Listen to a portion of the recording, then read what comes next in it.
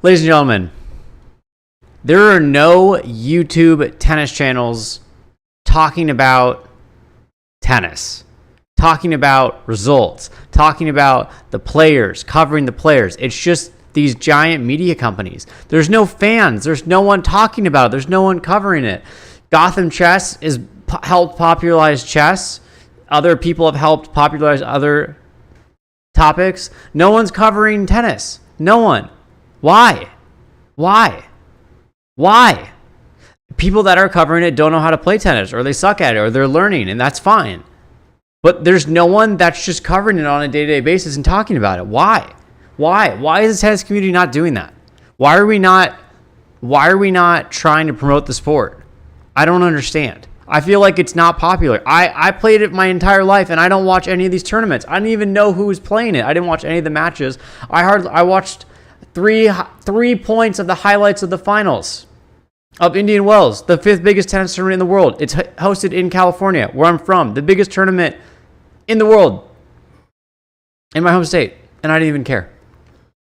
Why? So, I'm recording this live. I am going to cover tennis. I'm going to cover it. I'm going to get back into it. I'm going to make updates. I'm going to follow it. We're going to do this together. We're going to grow this sport because it needs to grow. It can't die, and it's dying. There's so many other sports that are more entertaining. The Netflix documentary helped a little bit, but I mean, like, I liked the golf one better, and I played tennis. The golf one was better. The golf one had more top 10, top 20 players in it. The Netflix one had 1 or 2 top 10 players, and the rest was just like people that no one really cares about. I mean, like, come on. So, with that, let's talk about the next prodigy of tennis.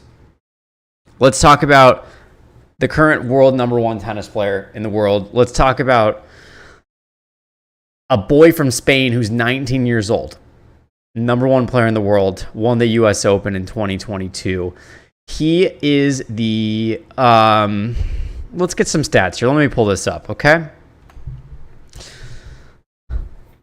Carlos Alcaraz completed a dominating run in his maiden BNP Paribas Open title on Sunday, with perhaps his most one-sided victory of the tournament, a 6-3, 6-2 stunner against Daniil Medvedev. The 19-year-old Spaniard, who did not lose a set in 6 Indian Wells matches, will return to number 1 in Monday's blah, blah, blah ranking. It means a lot to me. To recover the number 1 ranking is crazy. So he was already number 1 last year, and then he lost it because he was injured, and now he just reclaimed it after winning this tournament without dropping a set and basically bulldozing the entire tournament. Said after wrapping up the win in an hour and 10 minutes, a 70-minute match of a finals or Grand Slam, he beat the guy who's already won Grand Slams before. Okay, and he annihilated this guy. But especially to lift the trophy here for me means a lot. I love this tournament.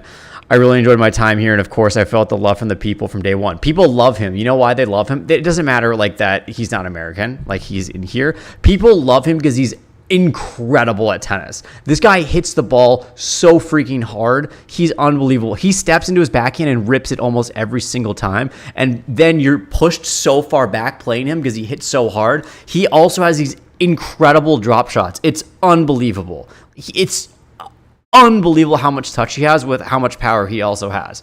And that's just his backhand side. His forehand's even better. It's insane. And on top of all that, he's strong and he's fast. He gets to literally everything. Like, I won't show you the points. Go look it up. This man is like lightning. He's like lightning quick. It's unbelievable. Like, I'm very fast. I can get to a lot of shots when I was playing. Like, and I am literally blown away from the hustle that this man has.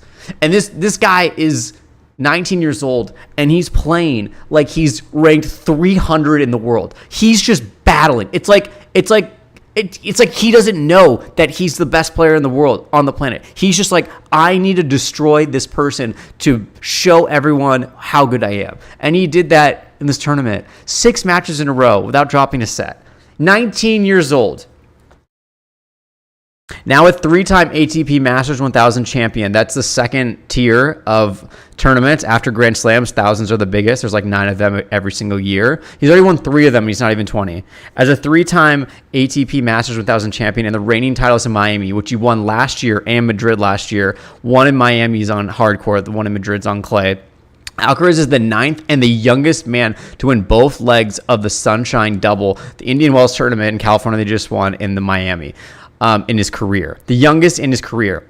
He joins fellow countryman Rafael Nadal as the only player to win at least 3 Masters 1000 titles as a teenager, with Nadal having won 6 before turning 20. Do you understand? He's the only other person ever in the history of tennis to win 3 of these tournaments before his 20th birthday. Do you know the other person to do that was Rafael Nadal? Do you know how many Grand Slams he ended up winning? Do you know he's considered to be the king of clay? Do you know he might be the best tennis player of all time? And the only other person to ever do that is this man, Carlos Alcaraz, from his home country, Spain. I mean, this guy is sensational. He's just sensational. The guy he beat in the finals, Alcaraz beat this guy, Daniil Medvedev, who's won a Grand Slam. He's been number 1 in the world. He was probably 5-6 in the world. Medvedev was on a 19-match winning streak, and he won 3 tournaments in a row. And Alcaraz expertly handled the windy desert conditions. Blah, blah, blah, blah, blah. He raced up to a 3-0 lead in the opening set. He won the first 10 points of the second set on his way to a 4-0 advantage in the second. He had 18 winners to Medvedev's 5 winners and won 10 of 13 net points. That's extremely good. Extremely good. See, the Spaniard also found success with his patented drop shot time again and again, taking advantage of his opponent's deep court positioning when he rips balls. It was a somewhat puzzling performance on the whole for Medvedev, who played some of his best tennis of the year against Frances Tiafoe in the semifinals the day before the tournament. It's just unbelievable. Like, I don't even know what else to say about this man. I mean, maybe we can find some more stats, but I mean, that's all you really need to say is that this guy is it. He is next. He's the future. Everyone already knows that. But this guy won 3 tournaments in a row on clay last year, and he beat Nadal on clay. Okay? I thought he was going to win the French Open. This was before he had won any Grand Slam. I thought he was going to win the French Open. I thought he was going to beat Nadal. I thought he was going to win the whole thing. I think he's going to win the French Open this year. It depends on Nadal plays, but look, he's beaten him before. If anyone's going to beat him, it's this guy. It's Carlos Alcaraz. Thanks. That's all I have to say. I'm really excited to start this series and continue covering tennis. We got to keep pushing this forward. Someone's got to cover it, right? Someone's got to cover it. All right. Thanks, guys.